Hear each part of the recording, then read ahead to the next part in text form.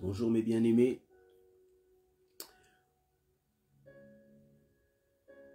Gédéon, je suis Gédéon Mazina. Je suis pasteur, je fais des programmes tous les dimanches. Et pour ceux qui ne me connaissent pas, et donc je fais des programmes sur YouTube, des vidéos, oui, sur YouTube. Je fais des vidéos live sur Facebook et je les poste ensuite sur YouTube. Mon compte YouTube, c'est Évangile du Royaume Éternel. Et pour y avoir accès, vous vous écrivez sur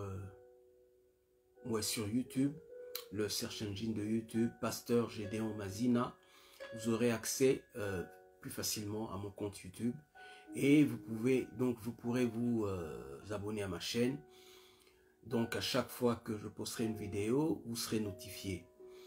Et aussi j'ai une page Facebook Évangile du Royaume Éternel que vous pouvez accéder juste par Google en écrivant @p.g.mazina. Je répète, sur Google, vous écrivez @p.g.mazina. Voilà. Et encore une fois, bonjour pour les habitués. Alors, je continue avec le message du dimanche dernier, qui est donc la troisième partie de notre série que dit la Bible sur ce qui se passe aujourd'hui dans le monde. Amen. Hier, je pense, ou avant-hier, j'ai posté 2 vidéos, l'une du pasteur Chris et l'une d'une autre sœur. Nous allons en parler brièvement également, donc c'est quelque chose que je vais ajouter sur ce message. pour essayer un peu de parler de quelque chose. Alors, vous le savez très bien, nous vivons des moments, je dirais, nous vivons une période critique dans le monde qui annonce l'arrivée, bien sûr, l'arrivée de notre Seigneur et l'arrivée aussi de l'homme de la perdition, celui qu'on appelle l'Antichrist. On en a parlé déjà. Et la dernière fois, j'avais parlé, je pense, de la persécution et tout. Et nous allons continuer dans ce sens, essayer d'encourager les frères et sœurs aussi à se préparer pour ce qui arrive. Voilà. Alors, je vais commencer d'abord par lire le livre de Jean 16, verset 33. Jean 16, verset 33, Jésus parle à ses disciples. Il leur dit, « Je vous ai dit ces choses afin que vous ayez la paix en moi. Vous aurez des tribulations dans le monde, mais prenez courage, j'ai vaincu le monde. » Donc, parlons de la deuxième partie. Vous aurez, je m'intéresse à la deuxième partie, vous aurez des tribulations dans le monde, mais prenez courage, j'ai vaincu le monde. Je vais introduire mon message avec une histoire vraie qui s'est passée en Chine. Juste avant, je pense que juste avant l'arrivée de Mao Tse-tung, l'église en fait en Chine avait commencé, je pense avant l'arrivée de Mao Tse-tung, combien d'années je ne sais pas, je ne me rappelle pas en tout cas. Alors, quand Mao est arrivé, ils ont commencé à persécuter les chrétiens. Mais les Chinois eux-mêmes, connaissant bien sûr déjà ce qui arrivait, avaient préparé l'Église. Avaient préparé l'Église à être persécutée. Et pendant le règne de Mao, il a régné plusieurs années en Chine, l'Église était persécutée, les pasteurs étaient tués, les pasteurs étaient arrêtés, les chrétiens étaient tués, arrêtés et tout. Et malgré la persécution, l'Église s'est multipliée. Et je peux dire qu'aujourd'hui, l'Église en Chine, je pense, est l'Église la plus grande au monde. Hein, à moins que je me trompe, à l'époque où j'avais entendu ce témoignage, il y a au moins plus d'1 million d'églises chrétiennes en Chine. Et malgré la persécution, malgré toutes les années de persécution, l'église s'est multipliée de manière exponentielle. Que s'est-il passé? Alors, les pasteurs américains ont voulu quand même comprendre comment l'église, comment les pasteurs avaient fait pour faire que l'église croisse durant ces temps difficiles. Et les pasteurs chinois ont expliqué aux pasteurs américains, voilà, écoutez, nous avons préparé nos fidèles à la persécution. Nous les avons préparés à supporter la persécution, à endurer la persécution, à endurer les épreuves. Et malgré toutes ces difficultés, les Chinois ont continué à prêcher l'évangile.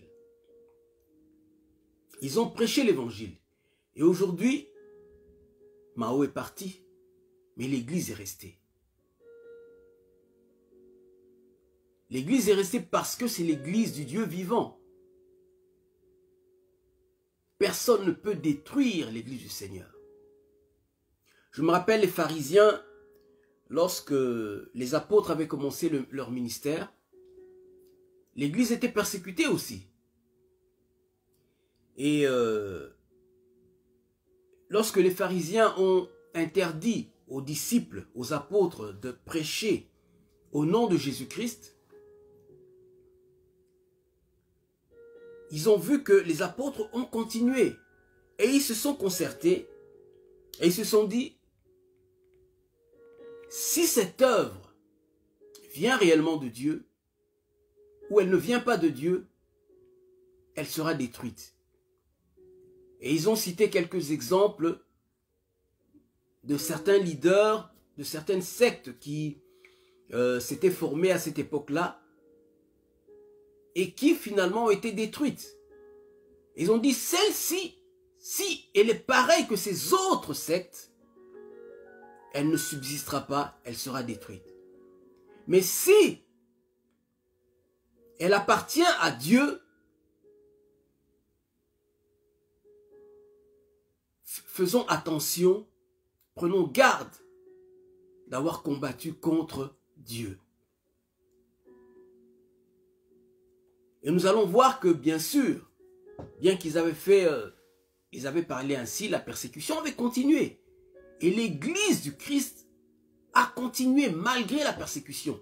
Et à tous les âges, à toutes les époques où l'Église est passée depuis 2000 ans, l'Église avait toujours eu un moment de persécution.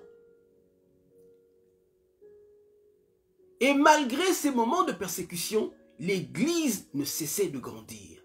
Et aujourd'hui, nous sommes là. 2000 ans plus tard, tous ces gens qui ont persécuté l'Église sont morts. Mais l'Église est toujours là. Parce que c'est l'Église du Dieu vivant. C'est l'Église, c'est le corps du Christ. Alléluia. Alors, bien-aimés, soyons encouragés. Nous allons lire dans Daniel 11, 32-35. La dernière fois, nous avons aussi lu le livre de Daniel, c'était Daniel 12.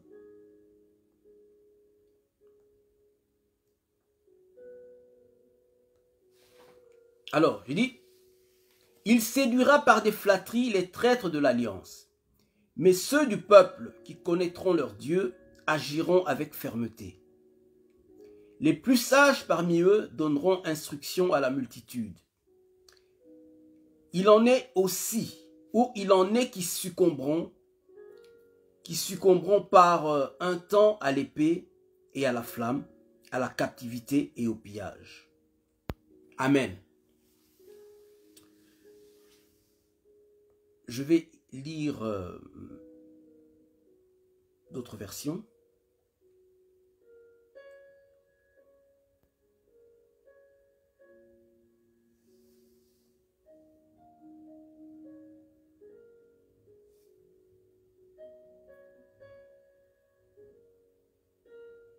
Alors, je lis la version Parole de vie. Le roi lui-même, par ses promesses fausses, amènera les gens à rejeter l'alliance. Ça, c'est pas mal. Ça. Mais ceux qui connaissent leur Dieu continueront d'agir avec courage ou avec fermeté. Les plus intelligents parmi ceux-ci instruiront beaucoup d'autres personnes. Mais pendant quelque temps, certains d'entre eux seront tués, d'autres brûlés, d'autres encore seront privés de leurs biens et mis en prison.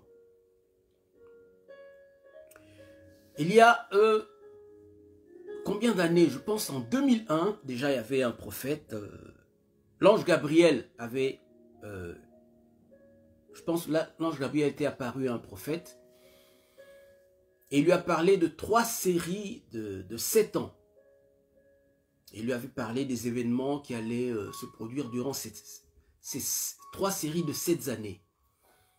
Et tout ce que l'ange avait prédit s'est accompli.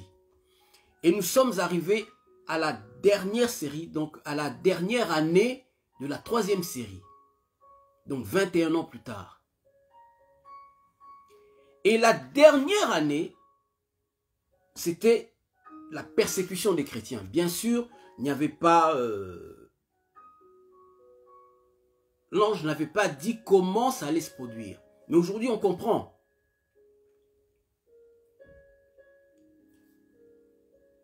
Et moi, en 2019, déjà, le Saint-Esprit m'avait amené à me rapprocher beaucoup plus du Seigneur. Je ne savais pas pourquoi, bien sûr. Le Seigneur ne m'avait pas dit pourquoi.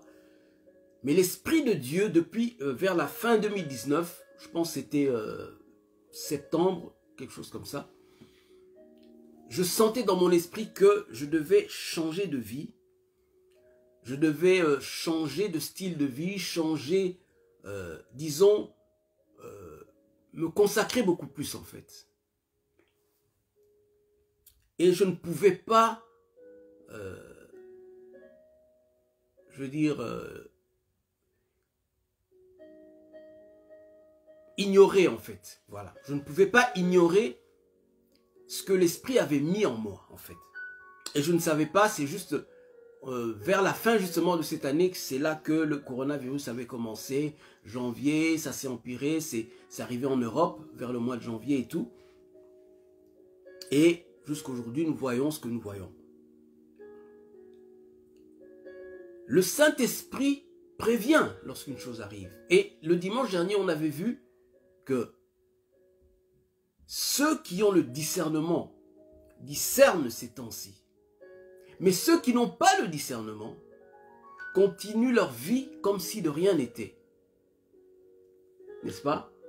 Et vous savez, le Seigneur Jésus-Christ avait dit que le jour de son avènement, il a donné même l'exemple d'ailleurs de l'époque de Noé, de l'époque de Lot. Il dit à l'époque de Noé, les gens se mariaient. Ça ne veut pas dire que le mariage est mauvais. Mais l'exemple qu'il a donné, c'était pour montrer aux gens que les gens continuaient leur vie comme si de rien n'était. Et ils ont été surpris par le déluge. Pareil à l'époque de Lot. Lorsque les anges sont allés pour sortir Lot, les gens, bien sûr qu'ils ont vu les anges, mais ils ne savaient pas pourquoi les anges étaient là. Et lorsque Lot est sorti, c'est là que le jugement est arrivé. Ils ont été surpris. Pareillement aujourd'hui, les gens ne savent pas que les temps ont déjà changé. Mais Dieu, dans sa bonté, il a permis qu'il y ait des gens, parce qu'il annonce toujours, il annonce à ses serviteurs, les prophètes, comme la Bible dit. Dieu ne fait rien sans avertir ses serviteurs, les prophètes. Il le révèle. Et vous voyez d'ailleurs, aujourd'hui, il y a beaucoup de gens qui parlent déjà de ce qui se passe. Et c'est pourquoi d'ailleurs j'ai mis ces deux vidéos là. On va juste commenter un petit peu là-dessus. Et nous sommes dans un temps, et rappelez-vous, je pense au début de cette année, j'avais parlé j'avais posté un message où j'avais parlé de l'antichrist. Le système de l'antichrist est en train d'être établi sous nos yeux.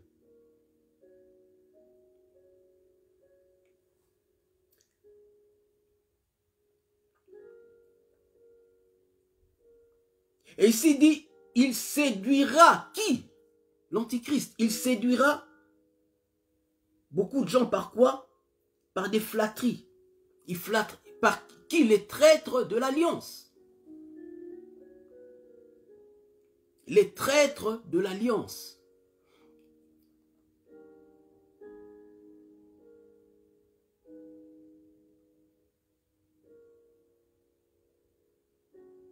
Et les traîtres de l'alliance, ce mot-là, parce que c'est... En hébreu, ils ont écrit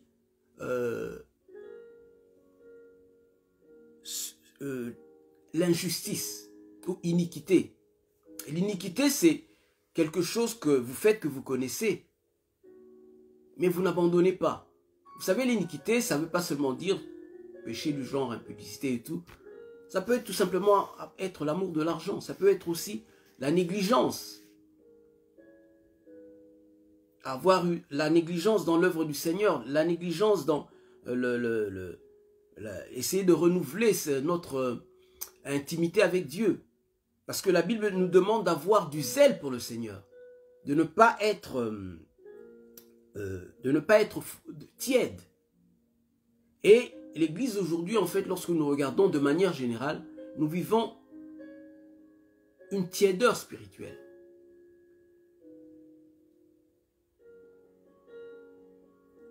Et cet antichrist arrivera à entraîner ces gens par des flatteries. Parce que l'antichrist ne viendra pas de manière à...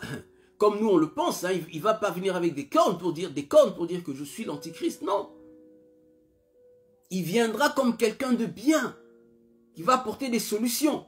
Et déjà, on voit déjà le système qu'ils ont essayé d'introduire. On en avait parlé, rappelez-vous, il y a 2 dimanches.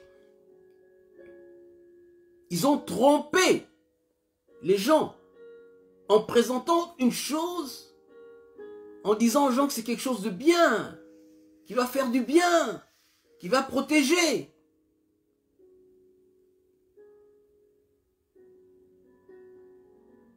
Alors que la Bible avait prédit déjà ces choses.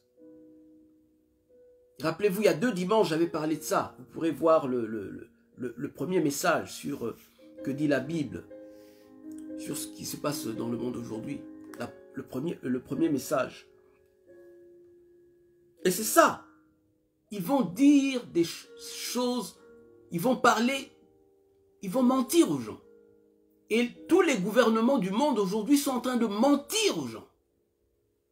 Excepté bien sûr ceux qui ne veulent pas de cette histoire. Mais la majorité se laisse entraîner ou ne mentent pas mais se laisse influencer par les puissances occidentales.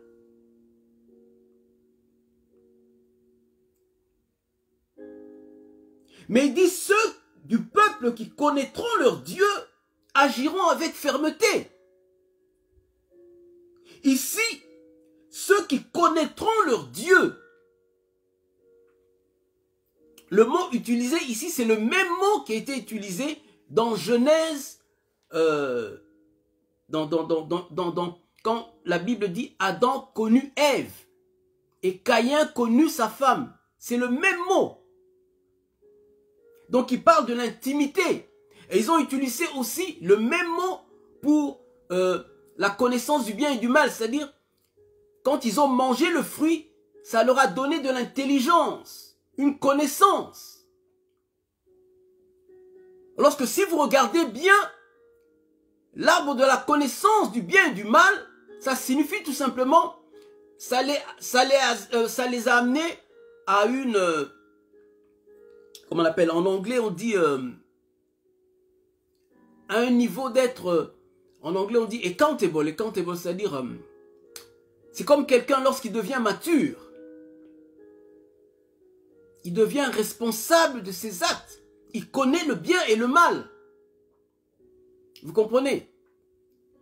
Et ceux qui connaîtront leur Dieu arrivent à une certaine maturité à cause de leur relation d'intimité avec Dieu. C'est ça le sens. Et ceux qui connaîtront leur Dieu agiront avec fermeté.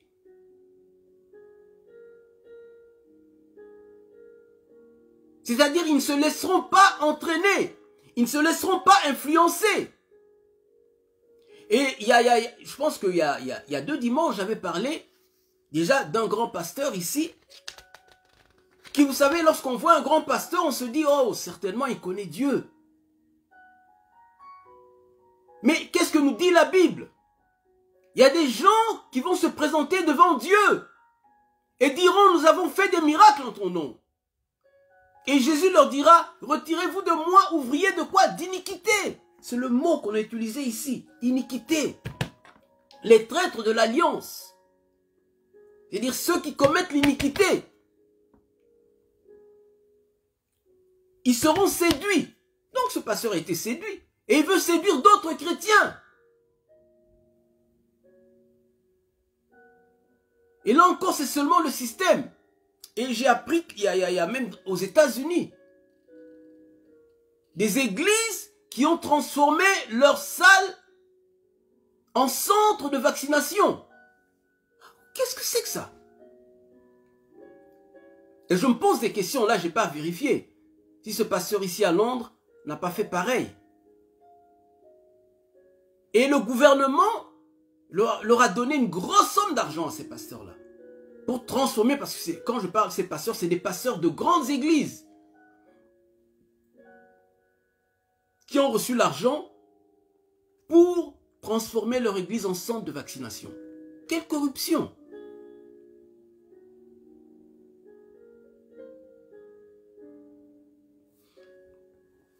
Dans la version qu'on a vue tout à l'heure, je ne vais pas m'attarder comme ça, je ne vais pas prendre beaucoup de temps. Il dit, le roi lui-même, par ses promesses fausses, amènera les gens à rejeter l'alliance. Par ses promesses fausses. Donc les gens ont rejeté l'alliance, ont trahi le Seigneur. À cause des fausses promesses, des mensonges. Mais les plus intelligents parmi ceux-ci, ceux qui connaîtront plutôt, j'ai dit, ceux qui connaissent leur Dieu, vont agir avec courage. Dans la version King James, il dit, but the people who know their God shall be strong and carry out exploits. Ça aussi, des exploits. Parce que nous arrivons dans un temps où nous allons faire des exploits. Dieu va bientôt se lever à travers son église et nous allons faire des exploits. Les exploits que Jésus-Christ a prédits. Jésus-Christ a dit, vous ferez des plus grandes choses que j'en ai faites.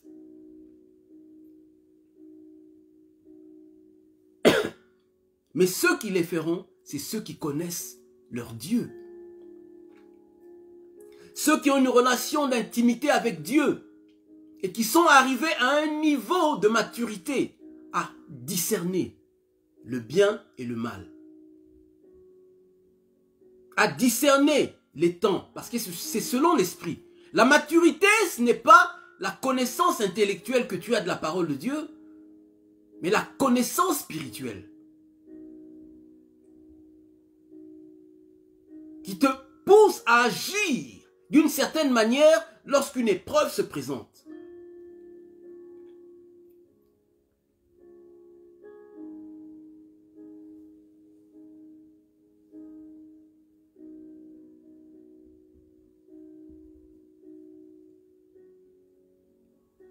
Dans la version Modern English Version, la Bible dit, but the people who know their God will be strong and take action. Yes, we will take action. Ce que nous faisons déjà. Oui, on pose des actions. On s'oppose à cette situation. Non seulement en parole, mais aussi par nos prières. Rappelez-vous, depuis le début de cette année, j'avais dit, nous allons prier pour nous opposer à ces choses, à leurs plans maléfiques, à leurs plans diaboliques.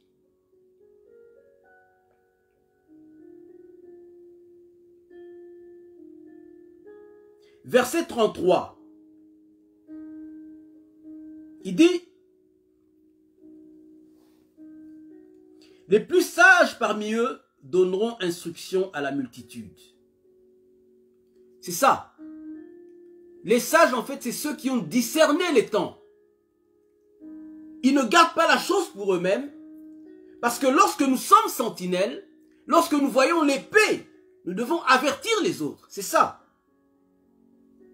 Ils instruiront la multitude, dont nous sommes en train d'instruire la multitude, de leur dire attention, faisons attention. Comme le dimanche dernier, j'avais dit, cachons-nous dans la présence de Dieu. Ce n'est plus un temps pour jouer, ce n'est plus un temps pour s'amuser, ce n'est plus un temps pour perdre le temps, ce n'est plus un temps pour être distrait, c'est un temps pour chercher la face de Dieu, méditer la parole de Dieu, se repentir et pratiquer la parole de Dieu. Parce qu'il y a des choses qui arrivent. Et notre véritable protection, c'est sous l'ombre du Tout-Puissant, comme le dit Psaume 91. Et si vous d'ailleurs vous lisez le psaume 91, la Bible nous dit que nous allons voir les gens tomber à notre gauche et à notre droite, pardon, mais nous ne serons jamais atteints. Notre protection, ce n'est pas le vaccin, non, c'est le Seigneur. Les gens peuvent se dire, mais qu'est-ce qu'il raconte celui-là? Dieu n'est pas contre la médecine. Mais ça, c'est un plan diabolique. Le problème, c'est d'avoir le discernement pour savoir, est-ce que c'est le premier vaccin qu'il y a eu dans ce monde? Combien de vaccins je n'ai pas eu, moi, depuis que je suis né?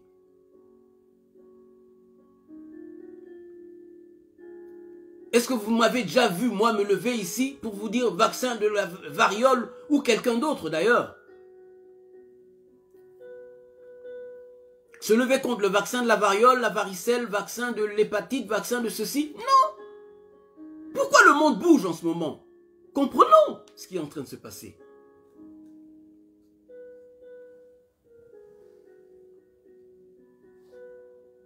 Et puis il dit,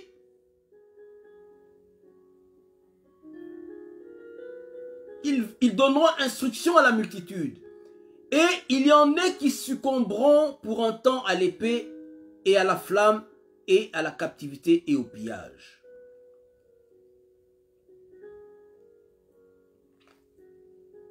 Mais pendant quelque temps, certains d'entre eux seront tués, d'autres brûlés, d'autres encore seront privés de leurs biens et mis en prison. Nous entrons dans un temps où l'Église va être persécutée à l'échelle mondiale.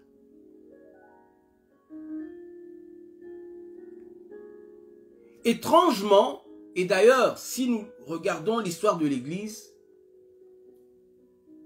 les réveils ont toujours été accompagnés de persécutions. Toujours.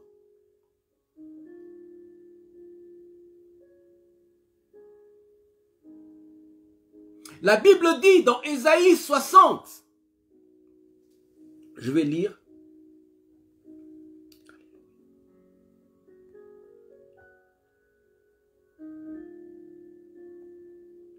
Ésaïe 60, verset 1.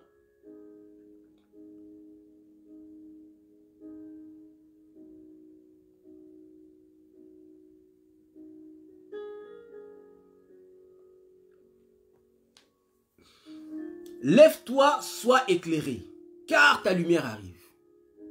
C'est le temps de se lever, bien-aimés. Préparons-nous, parce que le réveil va éclater.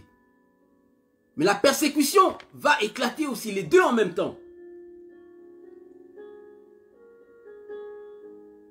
Lève-toi, sois éclairé, car ta lumière arrive, et la gloire de l'Éternel se lève sur toi. Verset 2. Voici les ténèbres couvrent la terre, et l'obscurité les peuples. Mais sur toi se lève, sur toi sa gloire apparaît. Sur toi l'Éternel se lève, et sur toi sa gloire apparaît.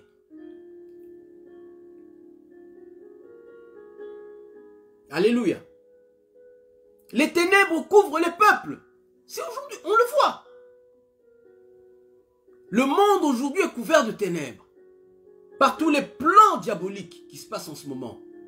Mais sur toi, bientôt la lumière de Dieu va se lever.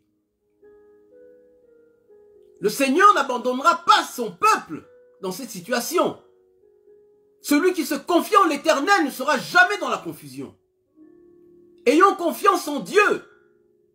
Pas dans le gouvernement. Pas dans les hommes. Mais en Dieu.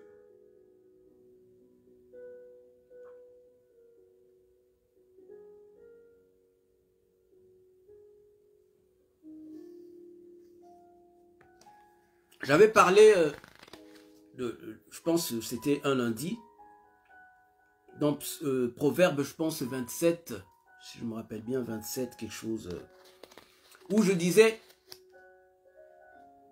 vaut mieux la fin d'une chose que son commencement, où le Seigneur m'avait donné cette parole, juste toujours par rapport à ce message. La fin, il parlait de la vie en fait. Il dit, vaut mieux la fin de la vie que son commencement. Mais il ne parlait pas dans ce sens-là. Il me parlait, vaut mieux bien mourir que de bien vivre. Souvent, la persécution peut nous pousser à chercher à bien vivre. Nous avons tellement vécu, ou disons dans notre époque, tellement on n'est pas habitué à la persécution. Et les messages d'ailleurs qu'on nous bombarde tous les jours, de bénédiction, de prospérité, on a un peu cette mentalité-là de vie chrétienne, de bien vivre. Et la parole de Dieu nous dit, vaut mieux bien mourir que de bien vivre.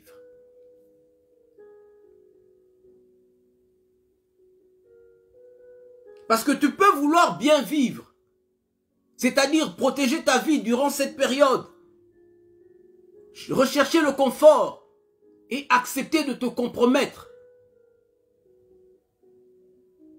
Alors que ceux qui refuseront de se compromettre vont être persécutés. Mais ils vont bien mourir. Si on les tue, il y aura beaucoup de martyrs. Mais dès qu'ils vont mourir, à la seconde même, ils seront devant le Seigneur. Mais pour ceux qui vont choisir de bien vivre, qui vont choisir le confort, qui vont choisir la protection des hommes, qui vont accepter la proposition par les gouvernements, qui en fait qui est la proposition de l'Antichrist, vont bien vivre, auront la paix pour un temps, mais la fin, ça sera la perdition. La fin, ça sera le feu éternel. Et le Seigneur nous met en garde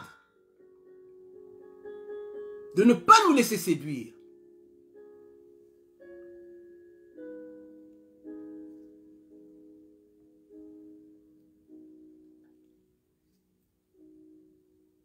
Je reparle dans Daniel 11, 32. Alors il dit, je lis donc une autre version, toujours le verset 33.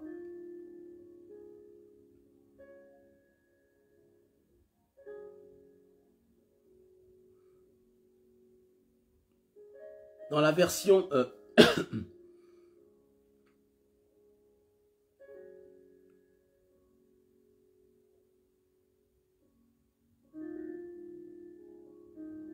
Easy Version, je vois Easy Version, qu'est-ce que ça me dit? Il dit, the wise leader will teach the people, but the people will be attacked. The people will attack them for some time. People will kill some with sharp knives, and they will burn them. They will rob them, and they will put some of them in a prison.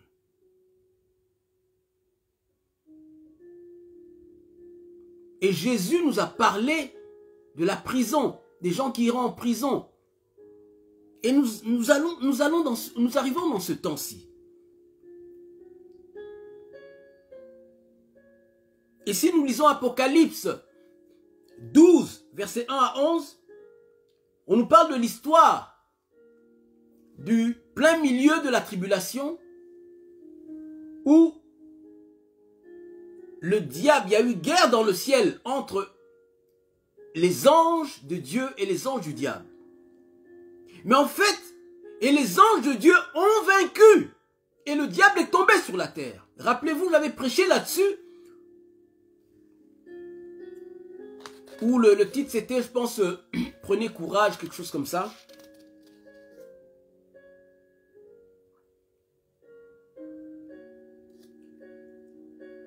La victoire, j'avais dit, n'ayez pas peur. Parce que vous savez, lorsqu'on nous parle de l'Antichrist, c'est comme si c'était... Non, bien aimé, tu as Christ. La Bible parle de vaincre l'Antichrist. Tu as Christ. Et j'avais dit que la Bible nous dit que dans ce temps-ci, bientôt, le Seigneur va écraser Satan sous nos pieds. C'est dans ce temps-ci. Et parce que nous allons l'écraser, nous allons le vaincre, qu'il va tomber.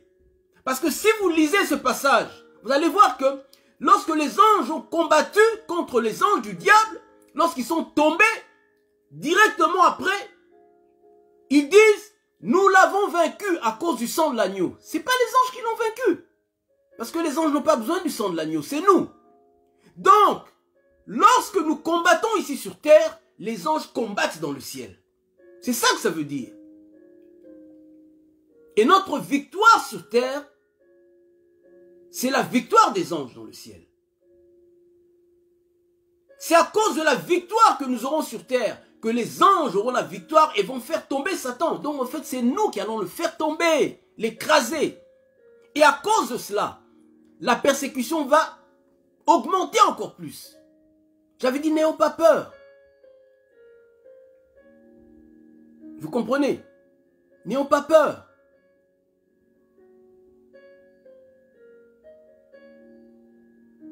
Nous allons avoir la victoire. La victoire d'abord est nôtre déjà. Rappelez-vous Pierre qui a renié Jésus-Christ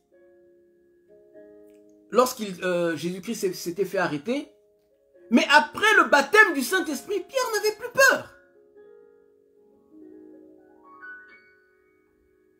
Qu'est-ce qui s'était passé? Il y avait la chambre haute.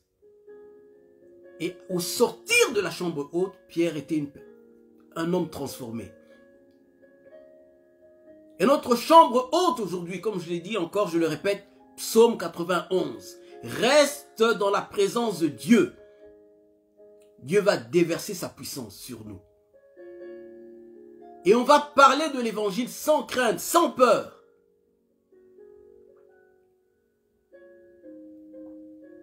Et la Bible dit, dans ce verset, je vais quand même... ils l'ont vaincu à cause du sang de l'agneau et de la parole de leur témoignage, dans Apocalypse 12, versets 1 à 11. La parole de leur témoignage. Notre victoire, c'est le sang de l'agneau et notre témoignage. Nous allons prêcher l'évangile sans crainte. L'une des choses que le diable essaie de faire, c'est de nous faire taire. Est-ce que vous ne savez pas? C'est de nous faire taire. Aujourd'hui, si on essaie de dire quelque chose contre certaines choses qui ont été acceptées par les gouvernements aujourd'hui, on bloque nos vidéos. On veut nous faire taire. Et le temps arrive où tout pasteur ou tout chrétien qui va parler clairement de la repentance sur le péché, il sera persécuté. Pourquoi? Parce que les gens veulent vivre dans le péché. Ils veulent vivre dans le mal. Mais Dieu nous dit, parle quand même. Et c'est ça. Et grâce à notre témoignage, grâce à l'évangile que nous allons prêcher, des milliers et des milliers d'âmes seront gagnées. Et c'est là notre victoire.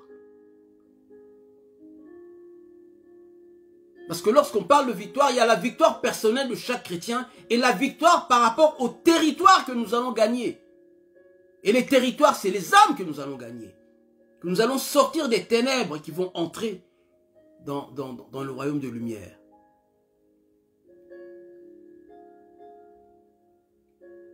N'ayez pas peur, le Seigneur sera avec nous. J'avais parlé aussi de Étienne. Rappelez-vous, Étienne, la Bible dit, lorsque Étienne était lapidé, la Bible dit, pendant que le lapidait, il ne faisait même pas attention aux pierres. Ses yeux étaient fixés sur le Seigneur. Il voyait Christ. Au point où il a dit, Seigneur, pardonne-leur. Et la Bible dit, il s'est endormi. Et quelqu'un qui reçoit des coups de pierre, il s'endort. Donc selon les hommes, ça devait être une mort atroce, mais non. Non. Il y a un mystère. Il y avait un pasteur qui avait parlé de ça, qui disait que, vous savez, il y a une dame, j'ai déjà parlé de ça d'ailleurs, une vieille maman qui avait déjà vécu pendant longtemps et tout, et le Seigneur voulait la ramener à la maison, donc au ciel. Et le Seigneur n'arrivait pas parce que c'était une dame qui avait une grande foi. À chaque fois qu'elle tombait malade, elle priait et puis elle chassait la maladie. Alors un jour le Seigneur lui a tendu, entre guillemets hein, d'ailleurs, hein, c'était un piège mais un bon piège. Elle est allée faire des courses et tout, au marché. Je pense que c'était un marché qui était, vous savez, ici en Europe, il y a des marchés tout au long, parfois des marchés qui longent hein, les rues, qui sont sur la chaussée et tout. Alors, tout au long de la chaussée, n'est-ce pas hein? Et elle faisait ses courses et tout. Et dès qu'elle avait fini, elle voulait traverser la rue. Et elle a été renversée par un bus. Elle n'avait pas vu le bus venir. Alors le prophète, en fait, n'était pas content du tout. Il a dit au Seigneur, écoute, comment as-tu laissé cette dame mourir de la sorte, d'une mort atroce? Et le Seigneur lui a dit, calme-toi, viens, je vais t'amener. Et le Seigneur l'a amené à l'endroit où cette dame avait été tuée. Et qu'est-ce qu'il voit? Donc, le Seigneur, comme on dit, replay the action. Donc, hein, c'est comme un film en fait. Hein. Alors, l'action a commencé, la dame faisait ses courses, blablabla, elle était heureuse et tout. Et quand elle a traversé, au moment, à la seconde près, où le bus allait la renverser, un ange est venu, a pris l'esprit de la femme, est parti. Donc, lorsque le bus a renversé la femme n'était plus là, elle était déjà au ciel. Elle était déjà au ciel, sortie de son corps déjà. Donc, elle n'a ressenti aucune douleur. Et c'est ce que le Seigneur, c'était la révélation que le Seigneur avait montrée au prophète. Et c'est pourquoi Étienne, lorsqu'on le lapidait, Étienne était déjà parti. Étienne était déjà parti. Il était déjà parti. Donc n'aie pas peur de mourir à cause du nom de Jésus-Christ. Et d'ailleurs, Dieu te donnera la force. Ton problème reste dans sa présence. Prépare-toi. Alors, il dit beaucoup de gens succomberont au pillage et tout, donc je l'expliquais. Alors nous allons voir quelque chose rapidement. C'est là que je vais finir. Je vais parler d'Élie. D'Élie, Jean-Baptiste. Juste rapidement, Jean-Baptiste. Pourquoi? Parce que, juste pour commenter sur les deux vidéos que j'ai postées hier. Vous savez, les camps, les FEMA camps. Les FEMA camps, c'est-à-dire les camps de concentration et tout.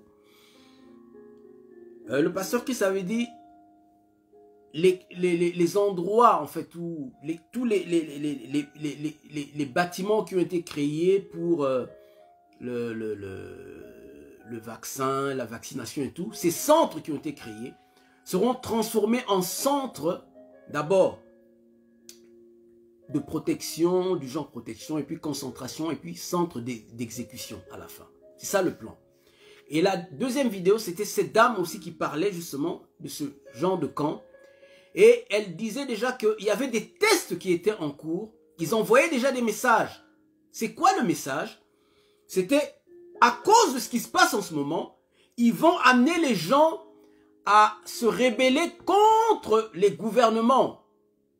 De telle sorte que les gouvernements n'auront plus la capacité de contrôler les foules.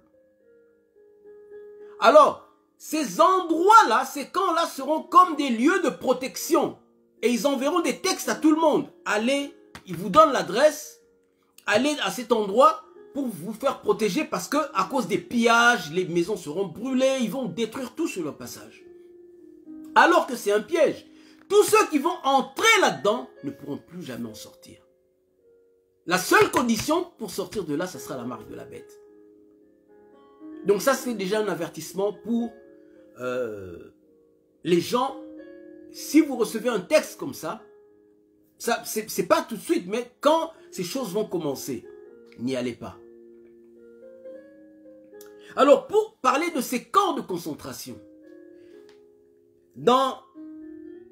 pourquoi je parle d'Élie, Jean-Baptiste? La Bible dit dans Matthieu, disons, je vais lire le Luc 1, 17, où le Seigneur dit que Jean-Baptiste marcherait avec l'esprit et la puissance d'Élie pour ramener les cœurs des pères vers les enfants et préparer le peuple de Dieu, les cœurs des enfants de Dieu, à être bien disposés pour le Seigneur. Ramener les cœurs des enfants de Dieu vers Dieu. Et c'est la mission aussi qu'Élie avait. Ramener les cœurs des enfants d'Israël qui allaient servir les Baals vers l'Éternel. Alors Jean-Baptiste, en réalité, n'était pas Élie. Parce que lorsque les disciples sont allés sur la montagne, Jean, Jacques et Jean ont vu Élie et Moïse. Et ils ont demandé à Jésus, mais pourquoi les gens disent qu'Élie devrait venir d'abord? Jésus leur a dit, mais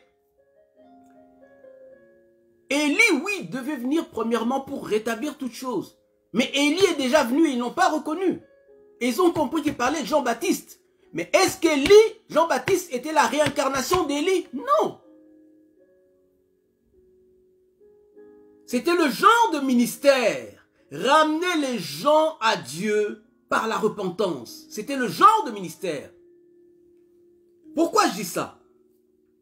Parce que dans la Bible, vous verrez que dans Apocalypse 17, 11, donc le chapitre 17, mais j'ai juste pris le verset 11, où la Bible nous parle des 7 antichrists.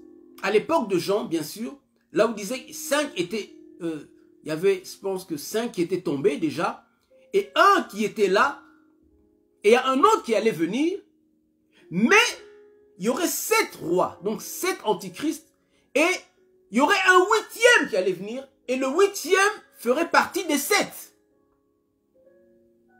Donc ça veut dire que il serait là, il allait partir, et il allait revenir.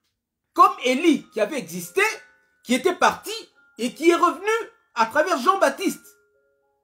Donc c'est le ministère d'Élie qui est revenu à travers Jean-Baptiste. Et le ministère de l'une de ces bêtes revient par la 8e bête.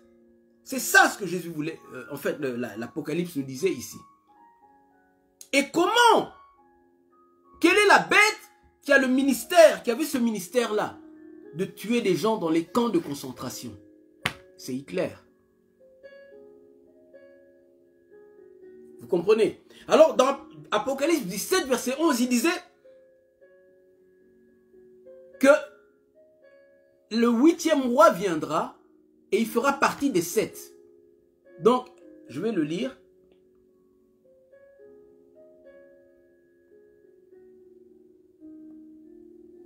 Il dit, et la bête qui était et qui n'est plus, et elle-même est un 8e roi.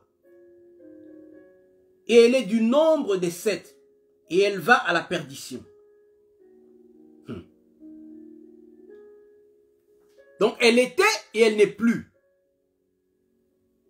Elle est elle-même un 8e roi et elle reviendra. Vous comprenez? Et donc la dernière bête, c'est un 8e roi. Et Hitler, c'était le 7e.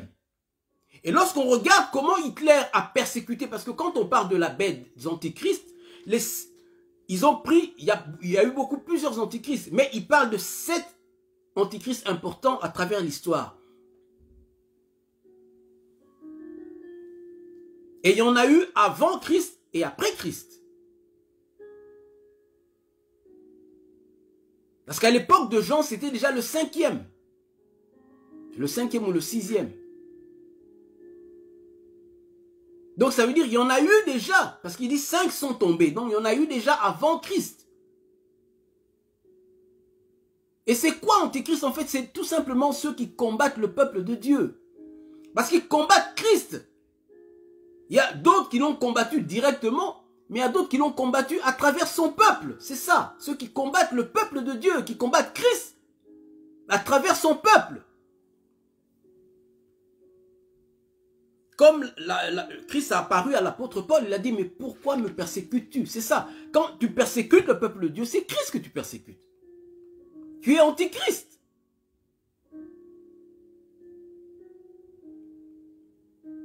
Et Hitler, c'était un antichrist. Parce qu'il a combattu le peuple de Dieu, Israël.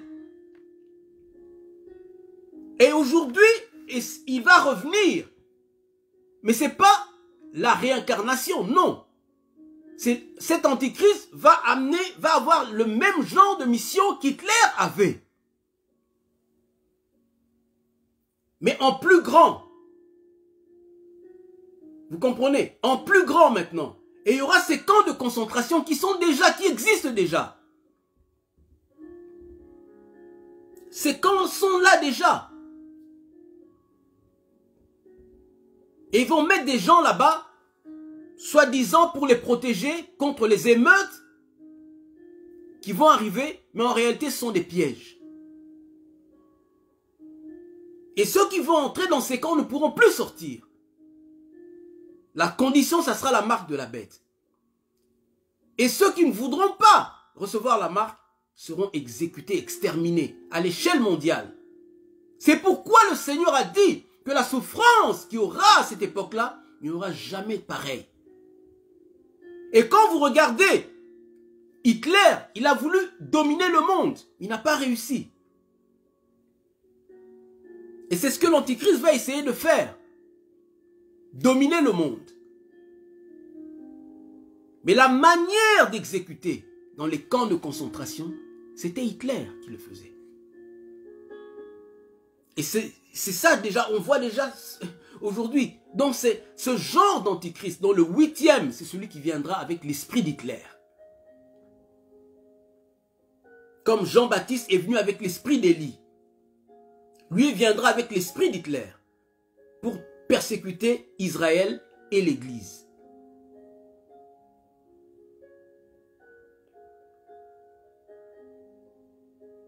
Mais nous, en tant qu'enfants de Dieu, non, n'ayons pas peur. N'ayons pas peur, le Seigneur est avec nous. Le Seigneur va se lever. Les ténèbres couvrent la terre, mais le Seigneur se lève sur toi. Pourquoi? Pour annoncer l'évangile. Et n'aie pas peur de dire la vérité. Car c'est là notre victoire. Parce que c'est par les paroles de ta bouche que les gens seront gagnés. En disant la vérité, que les gens vont se détourner du mal. Il faut leur dire la vérité. Il faut que l'évangile soit annoncé à toutes les nations pour servir de témoignage.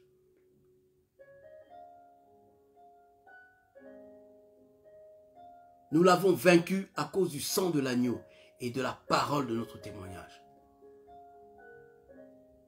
Et ce temps arrive où les gens, il est déjà arrivé, ne supporteront plus la saine doctrine. C'est pourquoi lorsque tu parles, tu dis certaines choses qui ne plaisent pas aux gens, ils stoppent la vidéo. Ils bloquent la vidéo. Et puis sur Facebook, ils vous disent, oh, la vidéo est bloquée, c'est peut-être que celui qui a posté la vidéo, bon, ne voulait pas que la vidéo soit vue par beaucoup de gens, seulement par un peu nombre d'amis. Menteur. Mais bientôt, ça sera, tu dis la vérité aux gens, on vient t'arrêter. Mais n'aie pas peur. Amen. Car le Seigneur ne t'abandonnera pas. N'abandonne pas ta confiance en Dieu. Et ne suis pas les grands pasteurs qui, à cause de l'argent, à cause de l'amour du monde, ils se compromettent. Et ils veulent que tout le monde se compromette aussi comme eux. Alléluia. Attache-toi au Seigneur. Amen. Gloire à Jésus. Merci Seigneur pour cette parole. Que cette parole nous fasse du bien. Merci encore Seigneur de nous avoir parlé. Merci encore Seigneur de nous avoir exhortés, de nous avoir fortifiés, de nous avoir édifiés. Nous savons d'ailleurs que tu ne nous abandonneras pas Seigneur. Quelles que soient les épreuves, tu nous as dit, nous aurons des tribulations dans le monde. Prenons courage car tu as vaincu le monde. Oui Seigneur, tu as vaincu le monde pour nous Seigneur éternel. Et je sais que la victoire est certaine. Et bientôt tu viendras Seigneur nous chercher. Alléluia, alléluia, alléluia. Oh alléluia. Bientôt tu viendras prendre ton église Seigneur. Et tu veux que ton église soit prête Seigneur Jésus. Oh Père éternel. Oh alléluia, oh alléluia, oh alléluia, oh alléluia. Merci Jésus. Merci Jésus-Christ. Alléluia. Oh, thank you, Father. Thank you, Lord. Alléluia. Oh, Père éternel, puisses-tu fortifier ton peuple à travers ce message. Seigneur, puisses-tu édifier ceux qui ont peur. Redonner le courage, redonner la confiance, Seigneur. Alléluia. À ceux qui ont peur, Seigneur éternel. Seigneur Dieu Tout-Puissant, et nous savons que tu vas nous relever. Bientôt, tu te lèves avec ton Église, à travers ton Église, Seigneur. Alléluia. Et tu vas redonner la joie à ton Église, le courage, comme tu l'as fait, Seigneur, avec tes disciples, après ta résurrection. Lorsque tu t'es montré à tes disciples, Seigneur. Oh oui, Seigneur. La joie avait rempli leur cœur, et rien, ni personne ne pouvait leur enlever cette joie. Oh Dieu Tout-Puissant, au moment de l'épreuve, ils étaient comme une femme enceinte qui était prête d'accoucher. Mais lorsque tu es ressuscité, la joie avait rempli leur cœur comme cette femme, comme une femme qui venait d'accoucher et elle avait oublié les douleurs. Seigneur, bientôt, tu vas remplir ton peuple de joie. Parce que bientôt, tu vas te lever. Et nous allons parler de ta part. Nous allons parler. Même si nous devons mourir, nous savons que notre mort, en fait, c'est un gain pour nous. Parce que nous allons entrer dans ton royaume. Seigneur, fortifie-nous. Comme tu as fortifié tes disciples.